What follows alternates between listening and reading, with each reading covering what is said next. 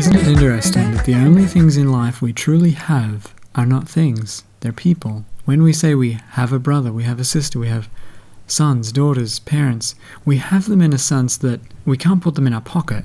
We'll never lose them. There's a permanence in that connection. What about when you don't have family? Well, there's a really good line that says, pure religion is this, to look after the orphans and care for the widows. What's that saying? You look after the people who don't have a family. You know, in Africa, they say it takes community to take care of a child or to raise a child. It's a saying. I started the first group home with 5 kids. Now, all of them are married and all of them have kids. Taking care of a whole lot of kids, like we did, like more than 70 children in 12 group homes, is not easy. Group home, there's 5 or 6 children who have chores and help each other with their schoolwork and they play together, go to school together, look out for each other. And for all intents and purposes, they're like every other family in the street. Yes, they have their house mom taking care of them all the time. They're in the school always. The school materials and everything is covered. They have 1 uniform a year and 1 new shoes and 1 new clothes a year. It is $10,000 a year per house. I have 2 group home without sponsor, so it's very hard. Yeah, it's very tough for children. You know, I don't want to give out anyone. Even I want to bring that girl back if I can. Because of a lack of funding, the organization had begun the process of sending children to extended family if they could be found. It is devastating for me and for the children and for the girl. I don't like it anymore. Can you imagine trying to explain to a little girl with tears in her eyes why her sister had to be sent away? She's never known anything different. Everything in us says, no, that's wrong. We get chills down our spine and we want to fight, we want to cry, this isn't right, this isn't what family does. And yet this is exactly what had happened. I didn't understand until she was taken by the family that we are going to miss her. And the saddest time I had ever is that day. I cried and I told her, would you like to say goodbye? And she said, no, I don't want to say goodbye. And I went to the kids, and how do you feel about it? We cried for 4 days. Why? I said, because we miss her. And why did she go? Why? I can't answer, because they don't understand what it takes to keep them. You know, the children, what the children said, we are not going anywhere. You know what? You just try to pay for the house rent. We go out in the school and we ask our friends to eat with them lunch, and we don't need breakfast and dinner. We just get our lunch there, and then we have a lot of clothes. We don't care about that, but we will come back and stay here. It's okay, no problem. And what about if you are sick? We're not going to be sick. We are clean. We keep washing our hands. And you know what they hear from the school? They say, if we wash our hands, the small ones. But the eldest ones, those who go to uni, and they say, look, don't worry. In 2 years' time, I will have some money to share with you. And it's very, yeah. That's what they tell me sometimes. This desire to help other human beings is intense. It's a strong bond. Honestly speaking, my kids, my biological kids, do not have that strong bond I see in them. They don't even know they are kids of different moms. And they ask the house mother, which one of us came out first? is it me or like Muse and the Apsara, they were asking, is it me or? Because this shows me, I'm very happy to hear this because it shows me that mothers are doing their job very well. And they really are very attached and connected. In one of our group homes, we brought a 3 years old, almost 3, because her mom was in a coma. She could not tell what the name of the child, and even we don't know her name. And then we took the child to the group home. And then there was the eldest boy, he's graduating from engineering school this year. So she thought that because he's the eldest boy, she thought that he was the father. So she is called after him. Her name is El Shaddai. She is sponsored by a woman in Perth. And she took her second name from that eldest brother. So she thinks that she's El Shaddai Abiot. And when sometimes we find children without name, we bring all the children together and what name would you like to give her? And they talk about it and choose one nice name for the child. Like El Shaddai is the name given to her by her brothers and sisters. Well, I said, Poi, what do you think? And she said, I don't want to go. And why? What is something important for you here? And she said, the love. She said, no, we have been together for a long, long time, and it affects us psychologically if we separated.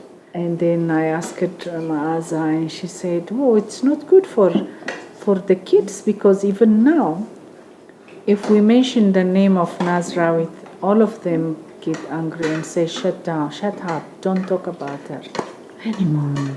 And that is not a good sign for them, and especially the little one is so much affected. And I don't support this idea. She said, I traced his family, and he said, for example, I traced down your family members, and would you like to join them? And he said, no way, I don't. And do you think the children will be affected if you go? And he said, yes, why not? That's what I think he said. I told you the story of a child. I met him when he was doing shoe shining. He was only 6 years old. He had lost both parents by that time. But he was doing shoe shining for half day and goes to school for another half day.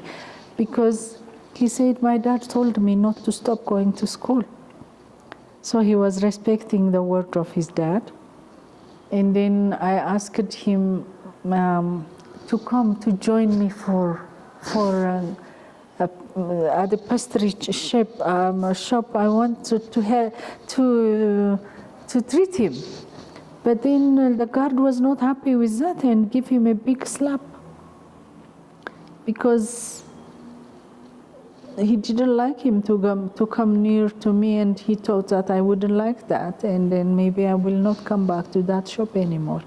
So that is what happens to the children. Now that boy, I put him in a group home, and he's going to graduate from medical school.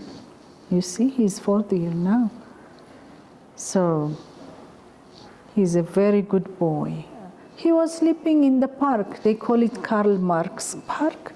He was sleeping there, and his pillow was his shoeshine box.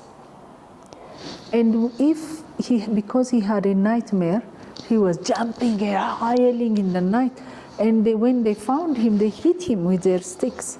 And he had to run out of that park. And that was, a very fearsome occasion in his life.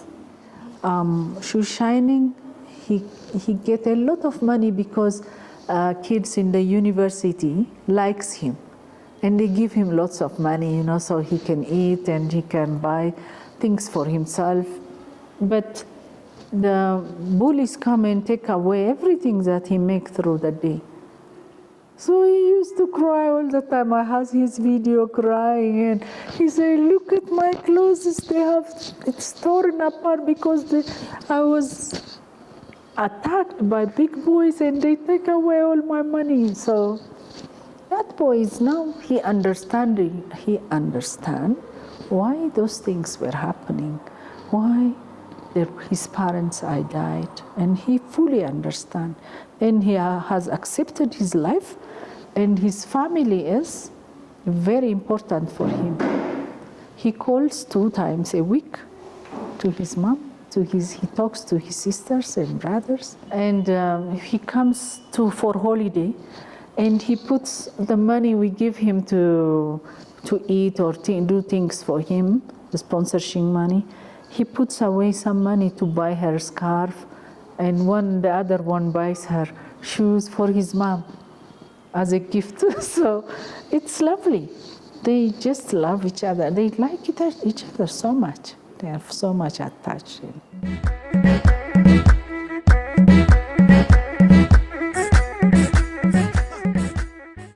Children were very small, and the youngest one was 20 days old. And now she's 4th grader, imagine. And the eldest got married now and have children, 2 kids. So in between them, some have married and some have gone to university, and they will graduate and they get their own career soon. And some have started new career and they are on their feet now. And some are in the high school. They can pass matriculation, they can write national exam and become competent and go join uni. So because that's why we are supporting them with tutorial classes at the youth center and also with private schools. We are happy to send them to private school, because if they go to private school, they can communicate to their sponsors in English. Many can take a private child to private school. Maybe 200 or 300 bucks, like for 1 year. Now I have only, out of the 78 kids in the 12 group homes, I have now 37 kids. I will drop some projects away and focus only with my children. We're working on a 10-year plan, because in 10 years, the youngest of the children in the group home will be at university. These can be the next generation of doctors and nurses and people who rebuild this country.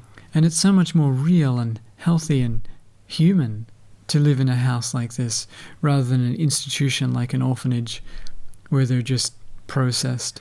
These children, you can see it in their eyes. They're happy, they're drawing, they're playing, they're doing well at school. So although these children don't have their parents, but they do have brothers and sisters, and we're just onlookers in this situation. Or are we? Do they have us, in the sense that they can rely on us to look after them and care for them and be there, because this is what family does. At the end of the day, the only thing we may have is this deep sense of satisfaction inside that we've been a family to someone. They have us, and we have them, and we always will. You know, I have also one thing, honestly. I believe God will help me. I believe, because when I started helping the kids, I didn't start to get some profit out of it.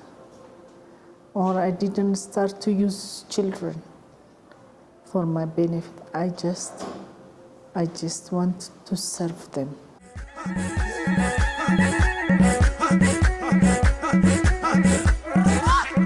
Sana